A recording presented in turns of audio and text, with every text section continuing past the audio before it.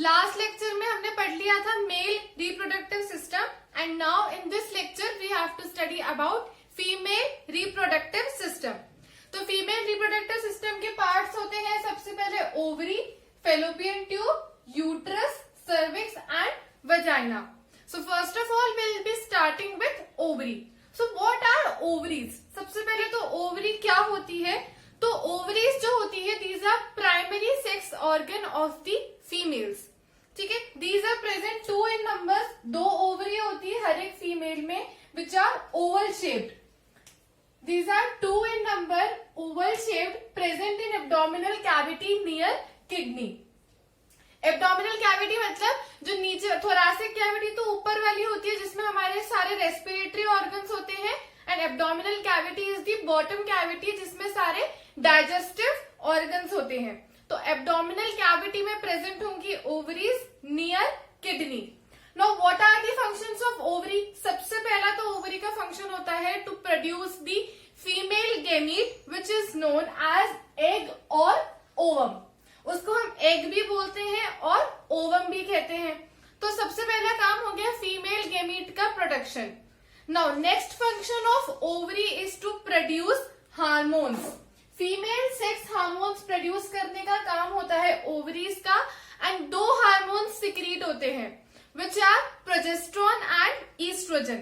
जैसे मेल्स के केस में testis were releasing male sex hormone which was testosterone, ऐसे ही फीमेल्स के केस में ovaries are releasing female sex hormone which is progesterone and estrogen. Now these hormones help in the development of secondary sexual characters in females. जो हमने पढ़े थे ना changes जो सिर्फ गर्ल्स में अलग होते हैं, like development of breast, broader region below the waist, high pitched volume, है ना, हाई पिच्ड साउंड जो होता है, ये सारे होते हैं secondary sexual characters and these are developed by the help of these 2 hormones progesterone and estrogen. अब ये सारे कैरेक्टर्स तो सेकेंडरी हो गए। No which are primary sexual characters? That is ovary. Ovary जो होती है वो बाय बर्थ प्रेजेंट होती है। So if ovaries are present in a particular individual that means it is a girl, and अगर टेस्टिस प्रेजेंट है that means it is a boy. So primary sexual characters in case of males is testis and in case of females is ovary. Now nextly ये जो ovary होती है इसके अंदर बहुत सारे फॉलिकल्स प्रेजेंट होते हैं। ठीक है, बर्थ के टाइम से ही इसमें बहुत सारे फॉलिकल्स प्रेजेंट होंगे। By follicles we mean immature eggs. वो इमेच्योर एग्स इस ओवरी के अंदर प्रेजेंट होते हैं। That means right now those are not ready for the purpose of fertilization. लेकिन जैसे ही प्यूबर्टी का टाइम आता है तब क्या होता है, ये फॉलिकल्स गेट मेच्योर्ड। ये मेच्योर होके एग में कन्वर्ट हो जाते हैं and each month 1 egg is released by the ovary. हर एक ओवरी में से एक एग रिलीज होगा alternatively. Like in first month if this ovary is releasing an egg, तो नेक्स्ट मंथ ये वाली ओवरी एग रिलीज करेगी। मतलब प्यूबर्टी के टाइम पे सबसे पहले तो वो फॉलिकल्स मेच्योर हो जाते हैं और एग या फिर हम उसे ओवम भी कह सकते हैं, तो वो बनाते हैं और हर महीने एक ओवरी ऑल्टरनेटिवली सिक्रीट करती, प्रोड्यूस करती है एक एग। दैट मीन्स इस महीने अगर इस वाली ओवरी ने एग रिलीज किया है तो next month this ovary will release the egg for the purpose of fertilization. So this was about ovary. अब आगे हम ऐसे ही और पार्ट्स पढ़ेंगे of female reproductive system. Next is the fallopian tube.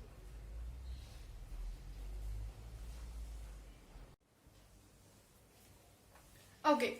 So now next we have is fallopian tube. Now fallopian tube is also known as oviduct. इसको oviduct भी बोलते हैं। ये स्टार्ट होती है ओवरीज के पास से और जाके कनेक्ट होती है यूट्रस से।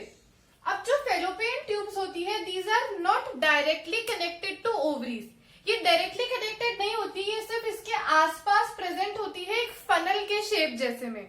एक फनल जैसा शेप होता है इस फैलोपियन ट्यूब का बिल्कुल एंड में आके, जो ओवरीज के अराउंड प्रेजेंट रहेगा लेकिन उससे अटैच नहीं होगा। Now what happens is, suppose इस ओवरी को अभी एग रिलीज करना है, वो फॉलिकल मैच्योर होके एग बन गया. Now this ovary has to release the egg. तो ये जब ओवरी एग रिलीज करती है, so these funnel like structures which is known as fimbriae, these fimbriae helps the fallopian tube to take the ovum or egg inside it. वो जो funnel like structure होता है, जो प्रोजेक्शंस होते हैं, उसको फिम्ब्रे बोलते हैं. तो ये फिम्ब्रे जो होते हैं, these help in the take-up of the ovum from the ovary to the fallopian tube. इन्हीं की वजह से वो ओवम इस fallopian tube के अंदर एंटर करता है. अब इस फेलोपियन ट्यूब का काम होता है उस ओवम या फिर एग को ट्रांसपोर्ट करना टू दी यूटरस. यूटरस तक उस एग को लेकर आने का काम होता है फेलोपियन ट्यूब का. ये आगे मूव होता जाता है with the help of cilias. Cilias present होते हैं hair like structures like this. ये दोनों तरफ प्रेजेंट होंगे. तो ये जो फॉरवर्ड एंड बैकवर्ड मूवमेंट में जब मूव करेंगे, फॉरवर्ड एंड बैकवर्ड डायरेक्शन में जब ये मूव करेंगे, उसकी वजह से the ovum travels from here to the uterus. अब ये तो बात तब की हो गई अगर वो एग फर्टिलाइज नहीं हुआ है. If the egg is not fertilized, then the function of fallopian tube is to take the egg from ovary to the uterus. But in case अगर फीमेल बॉडी के अंदर मेल गेमीट प्रेजेंट है, तो fertilisation fallopian tube में ही होता है. Fertilization takes place in the fallopian tube और उसके बाद फिर जो जायगोट होता है, that comes and attaches in the uterus. Important point है, 1 मार्क क्वेश्चन में पूछते हैं that where the fertilization takes place. So fertilization of male and female gamete takes place in the fallopian tube. Very important. Okay, now third part of female reproductive system is uterus. Uterus एक बहुत ही important part है because the development of zygote takes place inside it. अब जैसे मान लो यहीं पे fallopian tube में ही egg fertilize हो गया है. नाउ व्हाट हैपेंस इज वो एग यहाँ से ट्रांसपोर्ट होके यूट्रस तक आएगा and it is implanted to the endometrium. ये जो यहाँ पे एंडोमेट्रियम है, यहाँ पर आके वो एग इम्प्लांट हो जाता है. वो जायगोट इम्प्लांट हो जाता है. इम्प्लांट मतलब अटैच होना.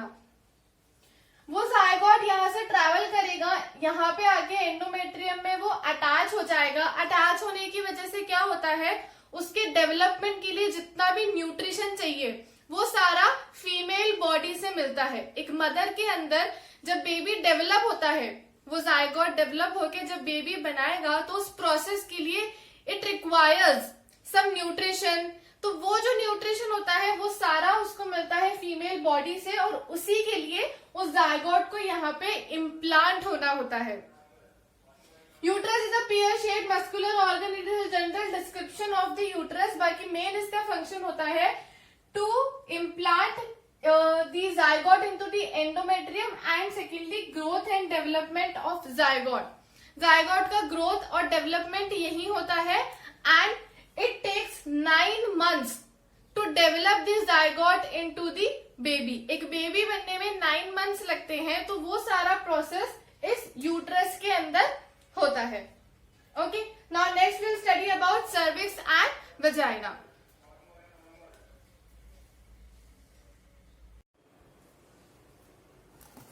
Okay, so next part is cervix. Cervix is the lower part of the uterus. It is a narrow portion which connects the uterus to the vagina. इसका सिर्फ इतना ही काम होता है, ये सिर्फ बेस पोर्शन होता है यूट्रस का, जो यूट्रस और इस वजाइना वाली ट्यूब को एक दूसरे के साथ कनेक्ट करता है. Next we have is vagina. It opens outside the body. ये बॉडी के बाहर ओपन होता है. It is a tube like structure which receives sperm for the process of fertilization. जब स्पर्म फीमेल बॉडी के अंदर एंटर करती है, so it enters through the vagina only. Okay, so and उसके बाद क्या होता है, जब फर्टिलाइजेशन हो गया, जायगोट बन गया, तो द बेबी इज डेवलप. अब जो बेबी जब रिलीज होता है, so it releases from this passage only from the uterus to the cervix to the vagina and from here to outside the body. So cervix and vagina together are known as birth canal. इसको birth canal इसीलिए बोलते हैं because इसी passage के through the baby is removed out from the mother's body. यही इसी passage के through baby remove out होता है, बर्थ होता है एक बेबी का. That's why the cervix and vagina together are known as birth canal. So this was all about the female reproductive system. Now next we'll study about how fertilization takes place and implantation occurs and how the baby develops.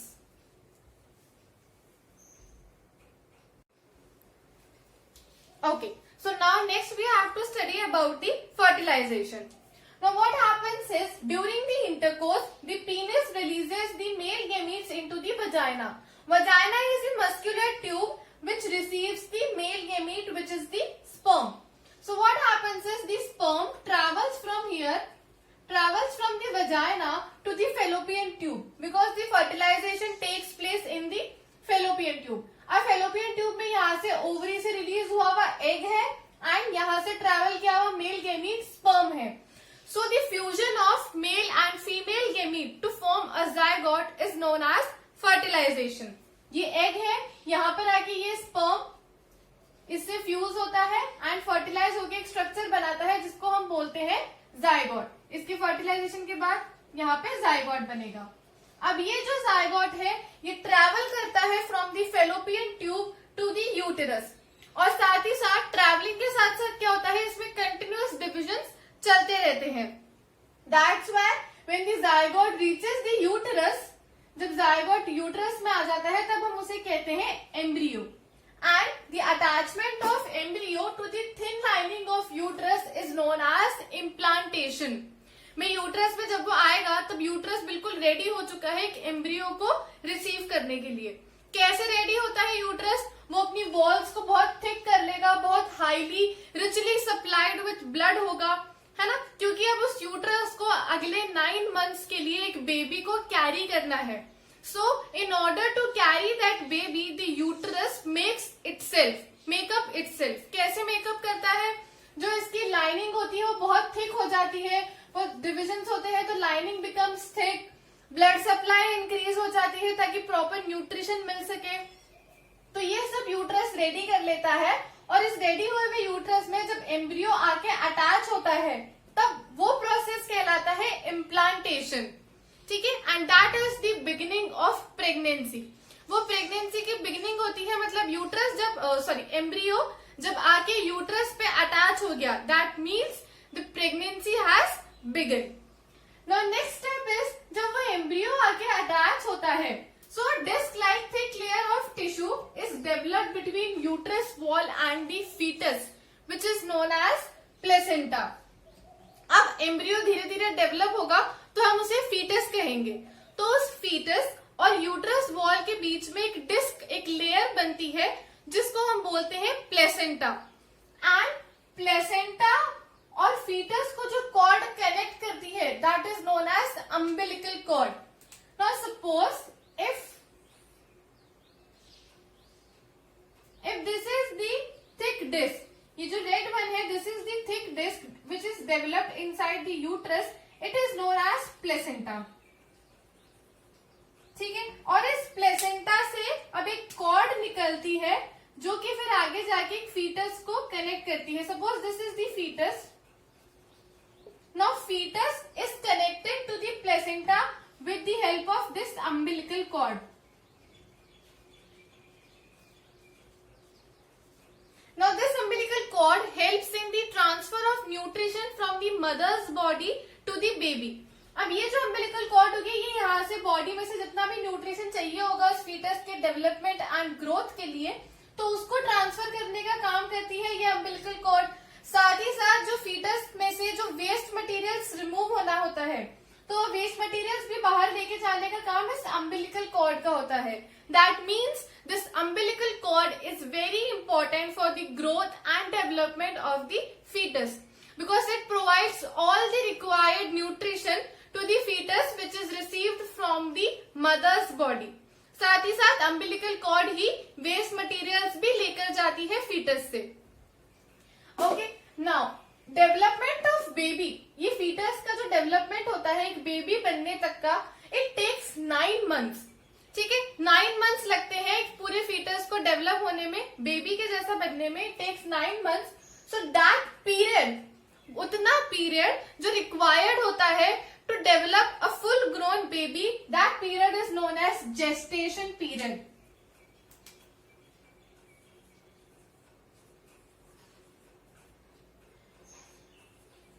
The period which is required to develop a baby from a fetus is known as gestation period. Gestation period may vary from organism to organism. ये हर एक variety में अलग होता है. Like in humans, this gestation period is of 9 months.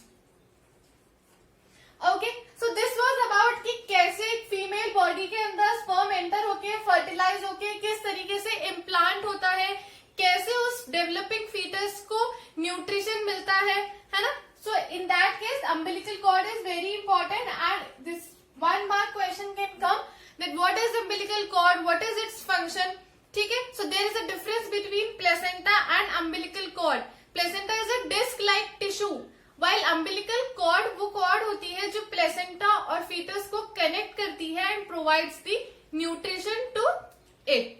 Next we'll study about menstruation.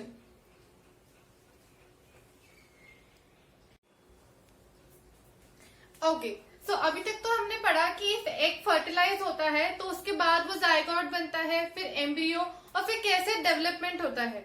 But what happens if the egg is not fertilized. ऐसा तो होता नहीं है कि हर बार मेल गैमीट वहां रहे फर्टिलाइजेशन के लिए. So what happens if the egg is not fertilized. क्या होता है जब एग रिलीज होता है और उसके बाद अगर वो फर्टिलाइज नहीं होता है तो वो अप्रोक्सीमेटली 1 दिन तक यूट्रस में रहता है. ठीक है, देखो अगर फर्टिलाइज होना होता है तो फेलोपियन ट्यूब में ही हो जाता है, बट इफ वो फर्टिलाइज नहीं हुआ है तो वो यूट्रस तक ट्रेवल करेगा और वहां पे वो 1 दिन के लिए रहेगा. ठीक है, अब नेक्स्ट क्या होता है जब ओवरी हर महीने एक एग रिलीज करती है. Ovary releases 1 egg every month. तो उस रिलीज के साथ ही क्या होता है, यूटरस अपने आप को प्रिपेयर कर लेता है एक एम्ब्रियो को अटैच करने के लिए. प्रिपेयर मतलब कैसे, देखो वो अपनी वॉल्स को थिक कर लेगा, वहां पे इंक्रीज्ड ब्लड सप्लाई. ठीक है, ये सारी प्रिपरेशन होती है यूटरस की. क्यों? क्योंकि उसे उस फर्टिलाइज्ड एग को अटैच करना होता है अपने आप से. Uterus prepares itself for receiving the fertilized eggs by thickening its walls or we can say and increasing the blood supply. ये सब यूट्रस को क्यों करना होता है भाई. देखो यूट्रस पहले से ही अपने आप को प्रिपेयर करके रखता है जब ओव्यूलेशन होता है. That means when the ovulation is the release of the ovum from the ovary, that process is known as ovulation. तो जब ओव्यूलेशन होता है तभी यूटरस खुद को प्रिपेयर कर लेता है. कैसे? अपनी वॉल्स को थिक करके, ब्लड सप्लाई को इंक्रीज करके. क्यों? क्योंकि उसे एक फर्टिलाइज्ड एग को रिसीव करना होता है. और thickening of walls and increase amount of blood supply helps in the development of the fertilized egg, helps in the development of the embryo. उसके डेवलपमेंट के लिए, नरिशमेंट के लिए ये सारी चीजें बहुत जरूरी होती है. इसलिए जैसे ही ओवरी एग रिलीज करती है वैसे ही यूट्रस ये सारा काम करके रेडी रखता है. But what happens if there is no fertilization. अगर फर्टिलाइजेशन हुआ ही नहीं तो क्या होता है फिर, uterus starts to contract. Uterus contract करेगा और उस कॉन्ट्रैक्शन की वजह से क्या होगा, the blood capillaries ruptures and blood along with the tissue flows out through the vagina. अब जो थिक हुआ है यूट्रस की वॉल्स, तो जब यूट्रस कॉन्ट्रैक्ट करेगा तो वो ब्लड सप्लाई जो हुई थी कैपिलरीज के थ्रू, तो कॉन्ट्रैक्ट होने की वजह से सबसे पहले तो वो ब्लड कैपिलरीज ब्रेक डाउन होगी और जो टिश्यू एक्स्ट्रा क्रिएट हुए थे, जो वॉल्स थिक हुई थी, वहां पे जो टिश्यूज बने थे वो भी कॉन्ट्रैक्शन की वजह से ब्रेक डाउन होंगे. तो blood along with the tissue it flows out through the vagina. So now here is the definition of menstruation, that the breakdown and removal of inner thick lining of uterus along with the unfertilized egg is known as menstruation. ठीक है, uterus contract कर गया, blood capillaries break down हुई जिसकी वजह से blood release हुआ और वो जो थिकन्ड वॉल्स थी वो भी ब्रेक डाउन हुई जिसकी वजह से टिश्यू रिलीज हुआ. और अनफर्टिलाइज्ड एग तो है ही जो fertilise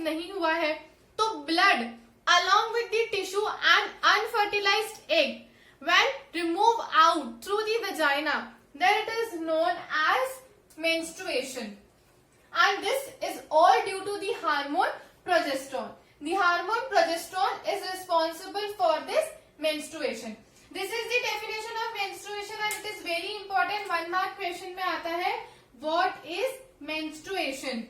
The breakdown and removal दोनों. The breakdown and removal of inner thick lining of uterus along with the unfertilized egg is known as menstruation.